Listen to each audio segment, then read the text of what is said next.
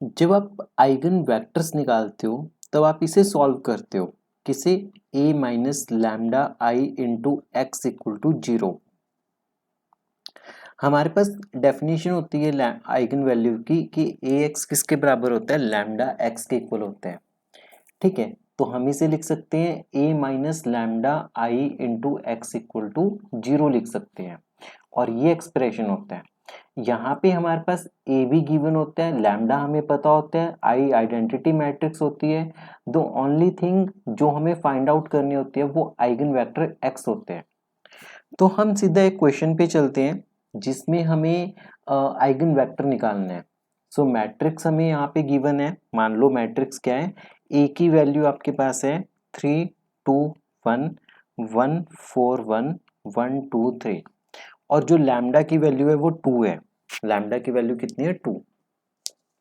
तो जब आप a माइनस लैम्डा आई करोगे तो आपके पास क्या बनेगा,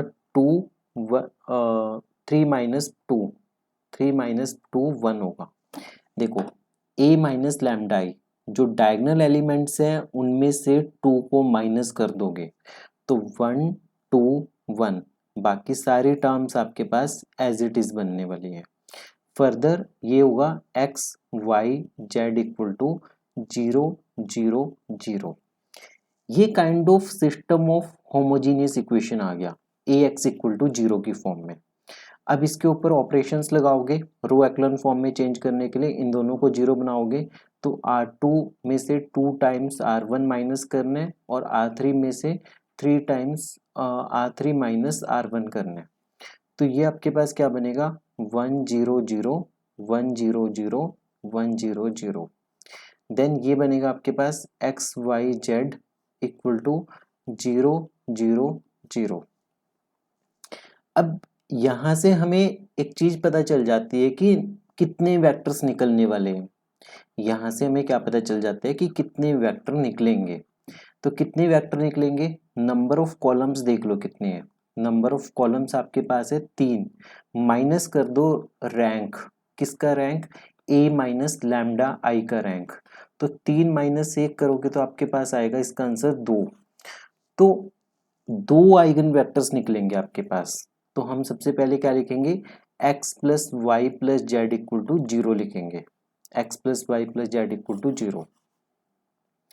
अब सोचने वाली बात है कि हम 2 आइगन वेक्टर्स कैसे निकाल लें।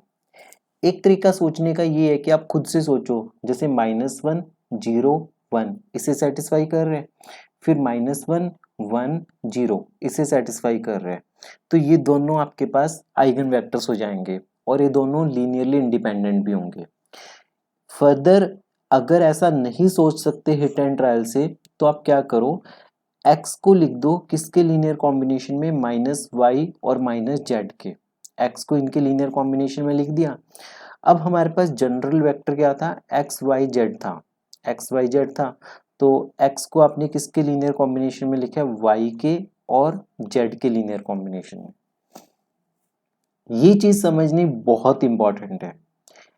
x किसके इक्वल है, माइनस वाई माइनस जेड के इक्वल है। तो यहाँ पे क्या लिखोगे, -1 लिखोगे, क्योंकि देखो जब आप मल्टीप्लाई करोगे तो माइनस वाई माइनस जेड, तो x किसके इक्वल आ जाएगा, first element minus Y minus Z के इक्वल। y किसके इक्वल है, y तो y के इक्वल है, तो यहाँ पे 1 डाला हमने और यहाँ पे डाला हमने 0। z किसके इक्वल है, ये तो z के इक्वल है, तो यहाँ पे 1 आएगा और यहाँ पे आएगा 0। So it will be 0 and 1। तो आपके पास यहाँ से 2 आइगन वेक्टर्स निकल गए, एक तो निकल गया -1 1 और 0, एक निकल गया -1 0 और 1। ये 2 आइगन वेक्टर्स निकल गए, क्या निकल गए, 2 आइगन वेक्टर्स निकल गए। सो इस तरीके से हम आइगन वेक्टर्स निकालते हैं। एक दो क्वेश्चन और पिकअप करते हैं जहां से आपको ये कॉन्सेप्ट ज्यादा अच्छे से समझ आए।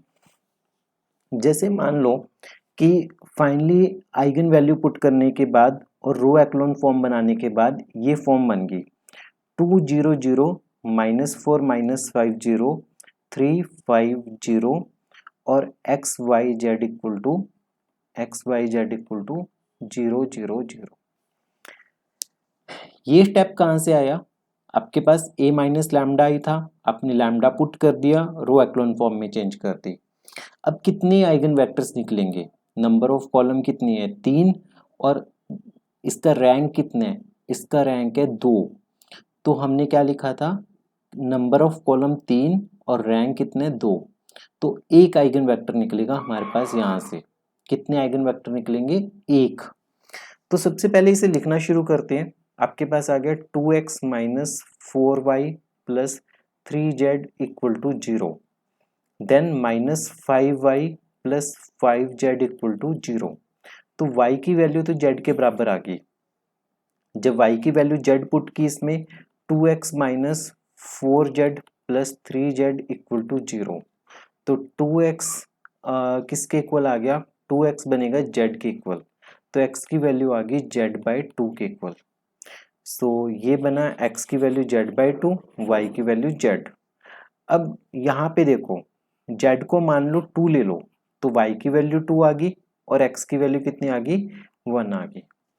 तो हेंस ये आपके पास आइगन वेक्टर बन जाएगा। मोर ओवर इसको लिखने का एक और तरीका है कि आपने एक्स वाई जेड लिखा, इनको किसके टर्म्स में लिखना है, जेड के टर्म्स में लिखना है।